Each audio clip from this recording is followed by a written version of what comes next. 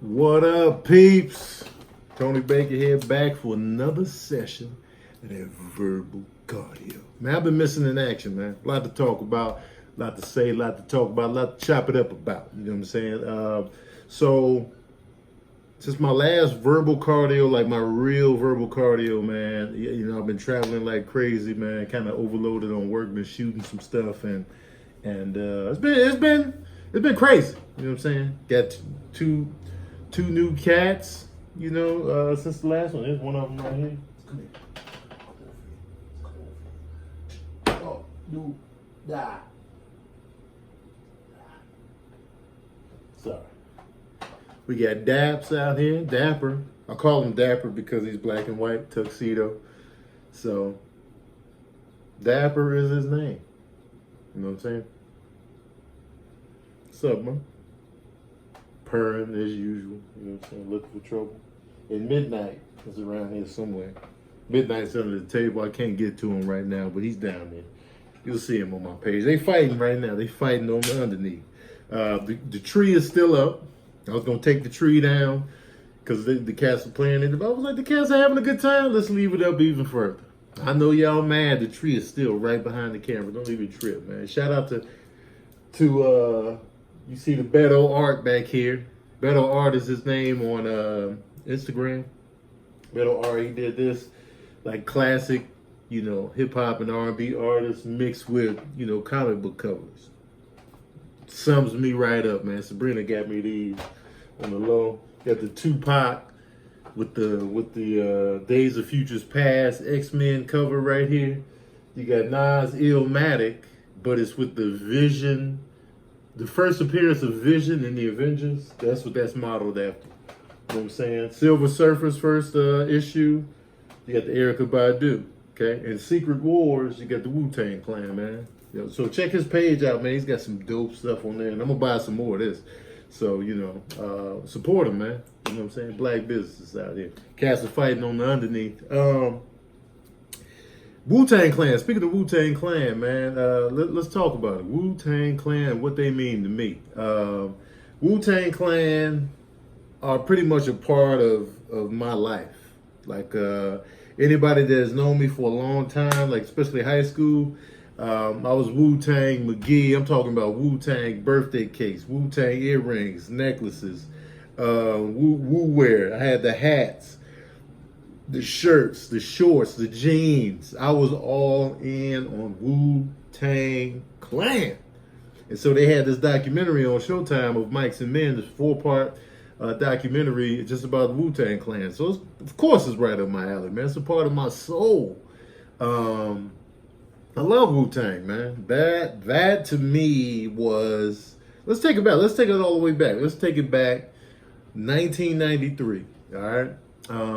For me, in 93, I'm 42 years old, born in 77. So my musical trajectory is this. Growing up, I'm listening to, gospel, R&B, because my mom was playing R&B, the Wiz soundtrack, but I'm also getting like the Beatles and stuff like that, but I'm listening to Andre Crouch, gospel on Sunday morning, R&B, Teddy Pendergrass, Marvin Gaye, all of the classic R&B joints, some Barry White, some Patti LaBelle in there, and I'm just soaking it in, but not really taking it all the way in, but just knowing it's around, singing it here and there. Wasn't passionate about it. I'm just a kid, all right? So fast forward to me getting older, and like the stuff that really stuck out to me was more so movie memories when I was a kid, like watching movies. I could date it all the way back to the movies I was watching, TV shows, stuff like that. Music didn't really snatch me up by the neck piece yet. And ouch, I don't know what Dabs is doing. Oh, hold on. Midnight is over here looking at the posters. Come here. And we got Midnight. You know what I'm saying? Midnight. Midnight's a little older than Dapper. But he's out here. Yeah. Cats, man, they just don't really have that strong of a scent. You know what I mean? Boom. Pow. Yeah. Anyway. So what was I talking about? Where was I even going? Okay. So movies and music. When music really started to impact me, so we moved to 36th Street. No. Take it even. We're gonna fast forward, but not fast forward as much as I thought we were gonna do. So I remember in Vincent's, I equate my musical intake to where I was living at the time. Okay, so when we left South Commons, that's when music started to really resonate with me. I remember seeing the Billie Jean video for the first time, and my brothers was mad excited. They was like, "Yo, it's the new Michael Jackson video." So I'm looking at the Billie Jean video, and I'm just taking it in like, "Yo, this is something special right here." And so taking that in. Meanwhile, I see my oldest brother getting excited about the new Prince video, Automatic, A-U-T-O-matic. And I was just like, all right, Prince, you know what I'm saying? So I'm taking in Michael and Prince. So I was just like, all right. And so music is still coming in. And like, you know, Michael Jackson was a whole event. You know, this is before Purple Rain. This is like Michael Jackson time. And so he dropped, I remember Friday night videos used to come on. If you're not old enough, you ain't gonna know what Friday night videos is. Friday night videos, like Friday night, I believe it was on NBC or ABC, and they used to just show music videos on the late night tip. It's called Friday night videos.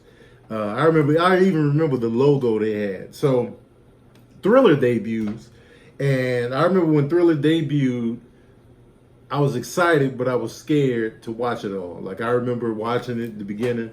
Like, you know, him and the girl are on the date. They having a good time. They watching the movie. She got too scared. He's walking her home singing. I was just like, yeah. And then, you know, when the zombies came out and she like panned around and the zombies were coming out and she panned around to look for Michael for support and he was one of the zombies, I went right to sleep. I closed my eyes. I didn't see the rest of the video. I couldn't take it. I was like, oh, hell no. I was out. I was like, you could have put me in the casket right there. I was done. My eyes wasn't opening back. So that was the beginning of like, you know, me getting into music and like music videos and like, yo, this is a real thing. So fast forward 36th Street, that's when I really started watching videos and like that's when 80s pop was in, rock. So I'm watching Peter Gabriel, Sledgehammer, I Want My MTV by Dire Straits, The Talking Heads. And then at the same time, I'm still getting the R&B fixes in. And so, but it was mainly like stuff they were playing on like MTV. So it was a lot of rock, pop, some R&B, We Are the World, stuff like that.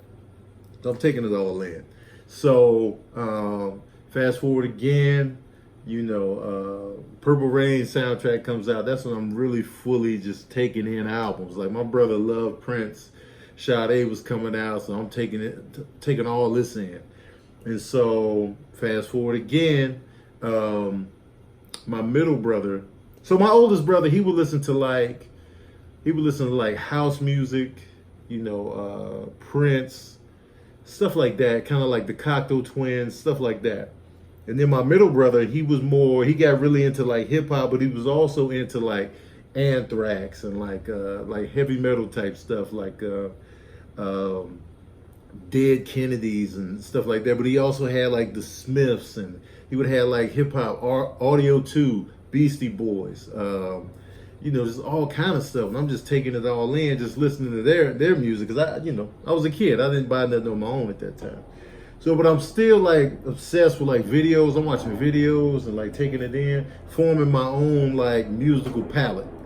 So then, cut to me watching MTV and BET. I'm going back and forth. I'm watching MTV, I'm watching VH1, I'm watching BET, and I'm just watching it constantly. And I remember really getting excited about Tom Petty and the Heartbreakers, his Full Moon Fever album. Like Free Fallin' is on there, I Won't Back Down. That was like the first tape I bought. I remember my brother Scott's girlfriend at the time, Tony, she bought me a Belle Biv DeVoe Poison cassette tape for Christmas or my birthday. I think it was Christmas. So I was listening to that, taking it in. Another Bad Creation was out. So now we in school, we talking about albums, music, we talking about all of that. And so but I'm still not like buying it like that heavy. And then in Chicago, South Side, I can't be talking about Tom Petty and the Heartbreakers in my class. They gonna clown me. So, so that's the time frame. So, cut to me getting older, you know, hip hop, mad East Coast. You know, East Coast was running things, and then the West dominated. It was like, you know what I'm saying? Ice Cube was out here killing his transition, and then Dr. Dre came out, completely shifted the needle, and then everything was like funk, G-funk, those samples, gangster rap was taking over. So the East was kind of getting like overlooked, putting out some good product, but they were still kind of getting overlooked. So no disrespect to Doggy Style, because that's one of my favorite albums of all time, and no disrespect to Cube's catalog, America's Most Wanted, Death Certificate, and The Predator. But for the most part, you know, I was more prone to liking like East Coast style of rap. So when they were getting kind of brushed to the side and stuff like that, I kind of drifted into, because it was like West Coast, the West Coast sound was really dominating. It was kind of like, all right, it's cool. I liked it here and there, but it was like, all right, I need something else. So I kind of drifted into R&B heavy. So I was R&B, ended up intro. I remember Tony, Sons of Soul album, Mary J. Blige, What's the 411. So I'm kind of drifting into R&B tough. Then, I'll never forget the day, rolled up, my boy Lerone and Mario rolled up in the car. I hopped in the car with them. This is 93. I hopped in the car with them. They were listening to The Mystery of Chess Boxing by Wu-Tang Clan. I was like, and I remember the first person that really got my attention on the track was Old Dirty Bastard. And he was just like, he came in, well, I had never heard nobody rap like this before. He came in, and I'm feeling it, because I'm like, yo, this karate movies, you know what I'm saying, rap, and you know, karate movies, I grew up watching karate movies. So I'm like, they mixing it with this? And so I was just mesmerized in the back. I was like, yo, what the hell is this? And they were like, Wu-Tang Clan. And I was like, yo, play this, run this back. And so The Mystery of Chess Boxing was the first song I ever heard by them. And I'm just taking it, I'm all in. And I kept asking Lerone, what was the name of them again? Wu-Tang Clan. I was like, all right, Wu-Tang Clan. Every time we got in the car, I'm just listening to them. I'm telling my brother about them, like, yo, man, they be mixing karate movies in with the rap. I think you'll like it, you know. And so I was trying to sell my oldest brother on it, and he was like, yeah. And so I remember I bought the cassette tape, and you know, when I bought, first of all, at this time when you broke your kid, when you buy an actual whole album, that meant a lot, because you spent a lot of your money on that. It wasn't no throwaway cash. Like, you saved up and you really put your heart and soul into this album, and you hope it's damn good. So I bought the Wu-Tang album, man. I played the shit out of it. I played the hell out of that album. I wore it out so bad, the tape broke, and I bought the CD. That's how it really was, man. I had to get it on CD. And so that went down. And you know what? My brother was slick with it, because he let me introduce him to the Wu-Tang Clan. Okay. You know, he's all in. He's still, you know, I can still tell he wants to put me on the things rather than me put him on. So, you know, he was letting the Wu-Tang full album ride, like, yeah, I'm kind of feeling. Then this sneaky bastard, when Method Man drops to Cal, he goes out and buys the album. Didn't even tell me he was buying it. Didn't tell me it came out. He just sneakily had it playing while he's in the shower. I hear him in the shower listening to Bring the Pain. I was like, you sneaky bastard. That's my shit. That's my shit you playing. I was like, you dirty bastard. And so they think he's slick for that. So he had bought the cow before I had a chance to buy it. So anyway, the whole Wu-Tang Clan, I'm just obsessed with that. All the members, the RZA, the GZA, Old Dirty Bastard, Raekwon the Chef, U-God, Ghostface Killer, Method Man, Spectre Dead. Yo, I'm all in. I'm like, yo, this is like, everything was just coming together. It was like comic books. It was like karate movies. It was like rap. It all came together for just gritty perfection. So I'm all in. He got the Method Man album. I didn't need to get it, so I was just listening to his. I'm like, yo. And then Old Dirty Bastard drops his album. I get that immediately. But I didn't like it at first. I didn't like it initially. I was like, But then it grew on me. Because I remember I like traded somebody for Old Dirty Bastard's album. I was like, I'll give you the Old Dirty Bastard album if you let me hold that Shaim album. And then, I didn't listen to the Shaim album like that, but I came back to the Old Dirty Bastard album and it grew on me. Especially that song, Snakes. That's my joint. So, Old Dirty Bastard comes out. Then Raekwon, Only Built for Cuban Links comes out. And I'm just like, yes. And then the Jizza Liquid Swords comes out. And then this Ghostface Killer Iron Man comes out. And I remember I slept on Ghostface. I slept on him. Like, I didn't think his album was going to be that dope. I wasn't that anticipated for Ghostface album. But let me tell you something. Iron Man, I could not stop playing it. And Ghostface Killer has the best Wu-Tang catalog easily. His albums are easily, in terms of like back-to-back good albums, Ghostface Killer has the best record in Wu-Tang Clan, in my opinion. So I'm just all in, man. I'm just like, yo, Wu-Tang is the greatest, man. I'm rocking it. I remember I had some bootleg shirts I got from Chicago. It was this green Wu-Tang Clan shirt. Oh, man, I would have wore that shirt every day if you let me, man. It was like, because I really wanted the shirt with the gold W on there, but I never was able to get it because, this time I'm in Clovis, New Mexico. They didn't have that Wu wear out there. So I was like, man. But, I kept listening. The Swarm, Killer Bees, Killer Priest, Sons of Man, Killer Army, Inspector Deck. Everything that the Wu was putting out, I'm all in. Everything. I'm just like, yes, give it to me, hand it over, let me get it. If I lived anywhere near a Wu-Wear store, that would have been me all day, man. My Wu-Tang Forever birthday cake is one of the best cakes of all time. I can't find that picture of it, but man, my mom came through with that one. She took the cover of the Wu-Tang Forever joint, took it up to the cake place. They put that on the cake, and man, let me tell you something. My 20, what was I? I was 20. My 20th birthday was lit.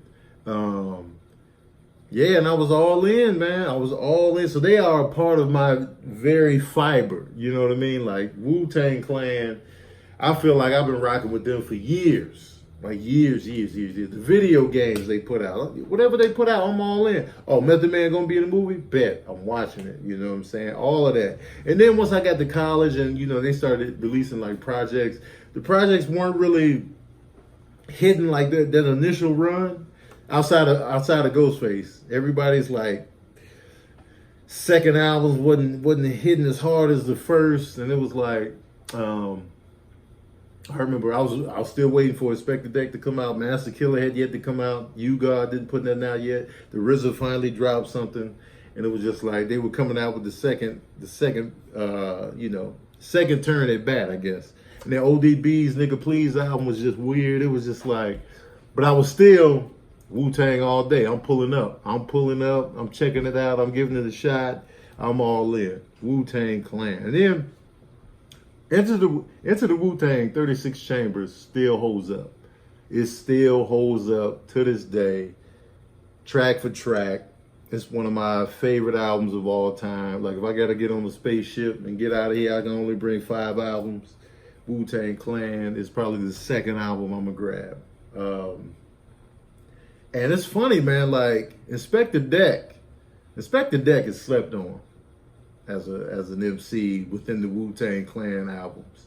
He's like, all the verses he dropped so many quotables on those albums. Like he is slept on. The way he kicks off Triumph, the way he kicks off Protect Your Neck, Cream, it's been 22 long, hard years and still struggling. Survival got me bugging, but I'm alive on arrival. Man, come on, man. To kick the truth to the young black youth, he's got so many quotables within the Wu-Tang Clan. I think when it comes to Wu-Tang Clan group albums, I feel like Inspector Deck is the MVP. When it comes to solo projects, I still think Ghostface is the MVP right there. But man, it's just, And you know, when you listening to a crew for 25 years, they just feel like family at this point. So I'm watching that documentary like, I remember that time. I remember exactly what was going on, what I was doing, because you know they accompanied me throughout my life. You know what I mean? And so, man, it's just Wu-Tang Clan. Anybody could tell you, man, Tony is a Wu-Tang head. That's what I was all about. I don't want to hear nothing that when No Limit was popping. Yeah, Wu-Tang Clan, man. I'm all in. And it was just, and they still making music, man. They still out here. I think Ghostface dropped some. He dropped a new video today that I'm gonna check out. And I heard a snippet of it. It's dope, man. And you know, Inspector Deck doing that Czarface stuff, and like they still out here contributing. Man. Method Man still working out here. Raekwon's last album was fire. So when people talk about the best group of all time, shoot, in my opinion, it's the Wu-Tang Clan. Like I love the Roots, but when you shoot, people argue because think about what the Wu-Tang was able to accomplish. Usually, when you have a group, let's take New Edition for example, which is in the argument for best group of all time. New Edition came out as a unit, was killing it crazy. Then they branch off. Bobby Brown goes solo, kills it, murders it on the solo tip, which is reminiscent of Method Man going solo. Blew up, platinum single, it blew up. All right. Then you got BBD going solo. Blew up, Poison, crazy, you know what I'm saying? Johnny Gill, crazy solo success. Ralph Tresvant, platinum out the gate. New Edition is the only people that can compete with the success Wu-Tang Clan had. Because usually when you got groups, when people come out, when they go solo, it's usually one star, everybody else is struggling. That's usually the format. Or it might be like one or two people popping, the other members just kind of struggling. That's usually the format. It's just never the same. Or they got that solo, like NSYNC. Justin went solo. Everybody else kind of faded into the shrubbery. Like, you know, Backstreet Boys, I don't even know what happened there. You know, even the Beatles. Paul popped. John Lennon was popping. George and Ringo, it was like, all right, you know what I'm saying? They was getting with other groups to make ends meet. Wu-Tang Clan. Even let's take another group. NWA. NWA, Dr. Dre had solo success. Eazy-E had solo success. Ice Cube had solo success. MC Ren, DJ Yella. So you had three in NWA, which is the majority of the group. Wu-Tang Clan. You got 9 members in the group. 9 members. When they come out, Method Man goes platinum. ODB goes gold. Raekwon goes platinum. Iron Man comes out, eventually goes platinum. The GZA eventually goes platinum. Then they come back around, okay? Method Man comes back out, goes double platinum. Raekwon goes gold again. ODB goes gold again. The GZA goes gold. Ghostface Killer goes platinum the second time around. This type of success, so it was just unprecedented at the time. All the while, the RZA is just producing everything. He's got his hands in all of this. He's got the other groups he's doing, Grave Diggers. So it's just like, yo, these cats are really doing something revolutionary on the rap tip. You know what I'm saying? That much success from a group. You know, I think Inspector Deck went gold too. That much success from a group, man, you just don't see that often. And then when they come back together as a group, bam, killed it again. New Edition, NWA, Wu-Tang Clan. And so, for me, Wu-Tang Clan trumps them all in terms of just the skill of the group involved. And, you know, New Edition, don't get me wrong, but I didn't really listen to Bobby Brown's second album like that. Bell Biv DeVoe's second album. You know, Johnny Gill was cool. I don't even remember Ralph Tresvant's second album, but like Wu-Tang Clan, I was hanging on for the long haul. You know what I mean? And so, yeah, so when I watched that documentary, I was just like, yeah, Wu-Tang. Now I started thinking about my life, what I was doing at the time when they were doing everything they were doing. I was just like, man, dog, this is wild. So it just touched my soul a little bit, man. I just had to talk about Wu, and I can talk about Wu-Tang Clan even longer. I can dedicate a whole episode of this just to each individual member if you get me going. But yeah, I just had to I had to show the Wu some love, man, and just talk about that, man. And that's essentially what this little episode was about, man. Tell me your favorite Wu-Tang member. Tell me your favorite Wu-Tang album.